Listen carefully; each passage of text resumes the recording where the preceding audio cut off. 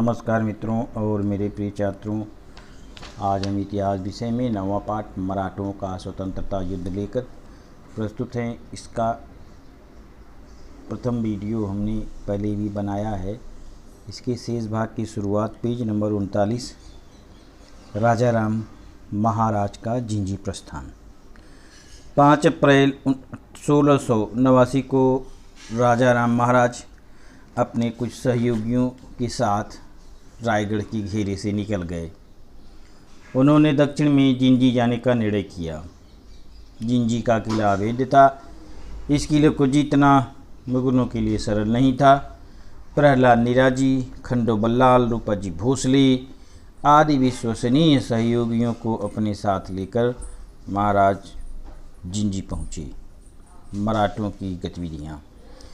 मुगलों की सामर्थ्य के आगे रायगढ़ का युद्ध लंबे समय तक जारी रखना कठिन था। मुगलों ने 1689 में रायगढ़ अपने अधिकार में कर लिया और महारानी येसुबाई तथा साहू को बंदी बनाया।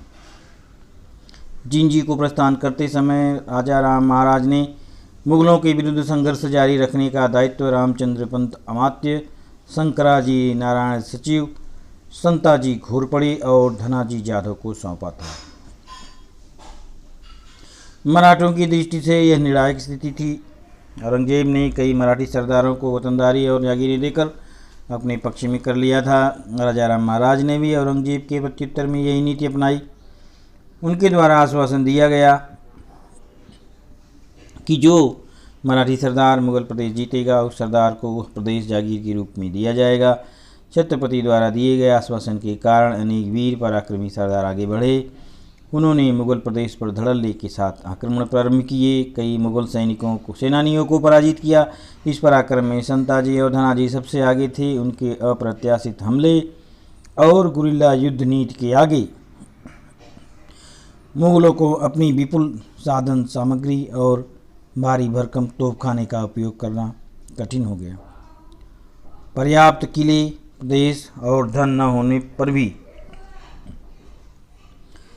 मराठों ने मुगलों को ऐसा तंग किया कि उन्हें भागने के लिए राह भी न मिली। एक बार तो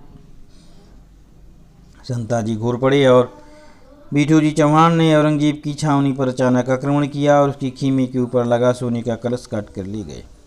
जिंजी का घेरा।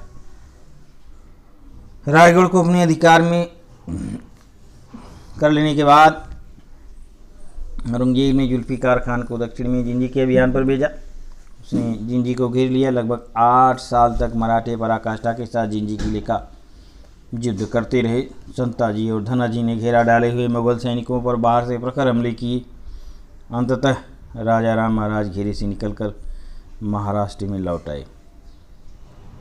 इसके पश्चात जुल्फिकार खान ने जिंजी किला जीता। राजाराम महाराज के महाराष्ट्र में लौट आने के मराठों में वीरता का संचार हुआ। उन्होंने मुगलों के अधिकार वाले खानदेश, वराहाड़, बागलान प्रदेशों पर हमले किए। राजाराम महाराज ने अपनी सूझबूझ और कूटनीति से संताजी और धनाजी जैसे सैकड़ों वीर मराठा तैयार किए। इसमें स्वराज रक्षण की प्रेरणा निर्माण करने का उल्लेखनीय कार्य किया। परंतु ये सब कुछ चल रहा था तभी 2 मार्च 1700 राजाराम महाराज का सामान्य सी बीमारी के कारण सिंहगढ़ पर निधन हो गया। राजाराम महाराज स्वभाव से विचारशील और मिलनसार थे। मराठी राज के सभी पराक्रमी वीरों को उन्होंने एक सूत्र में बांधा, उनमें एकता निर्माण की और चेतना फूंकी। माजी महाराज की मृत्यु के बाद 11 साल तक उन्होंने औरंगजेब के साथ धैर्यपूर्वक और जीवटता से प्रखर संघर्ष किया। बड़े विकट समय में राजाराम महाराज ने स्वराज्य की रक्षा की। राजाराम महाराज का सबसे बड़ा उल्लेखनीय कार्य है रियासतदार गो सरदेसाई ने छत्रपति राजाराम का वर्णन करते हुए उनके लिए स्त्री बुद्धि विशेषण का उपयोग किया है।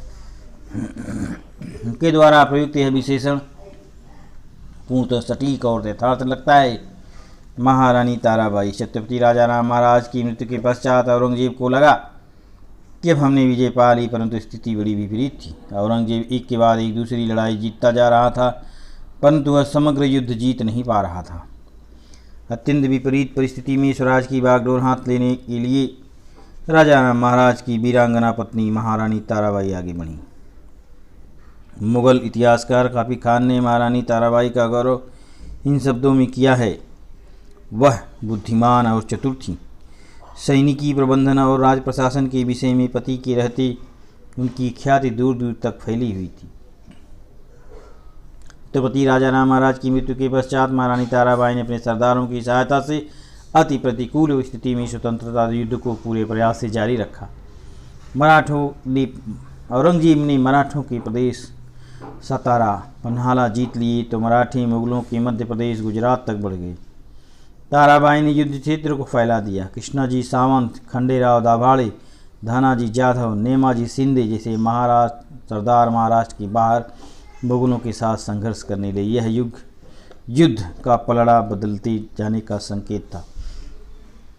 महारानी ताराबाई ने 7 वर्ष संघर्ष किया और राज्य की रक्षा की।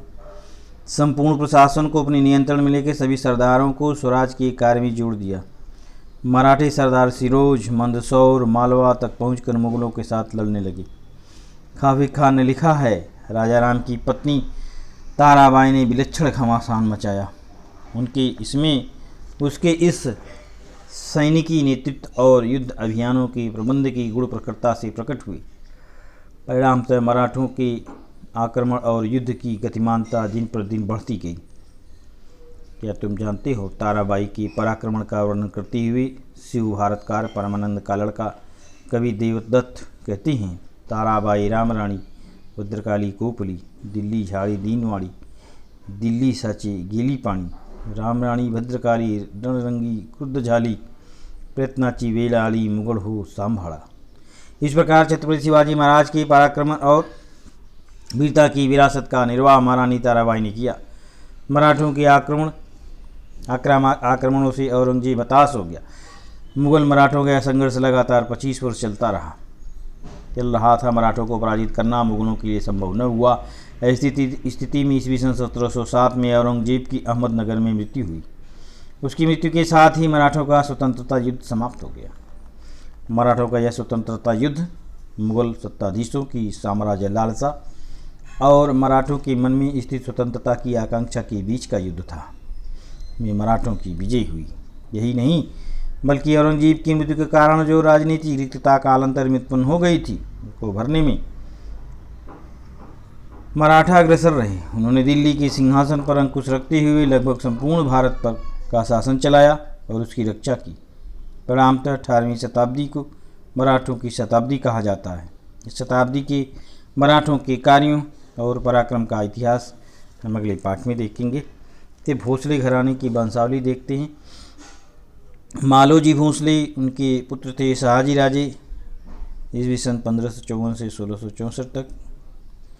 इनके 3 पुत्र हुए, संभाजी और छत्रपति शिवाजी महाराज और वेंकोजी।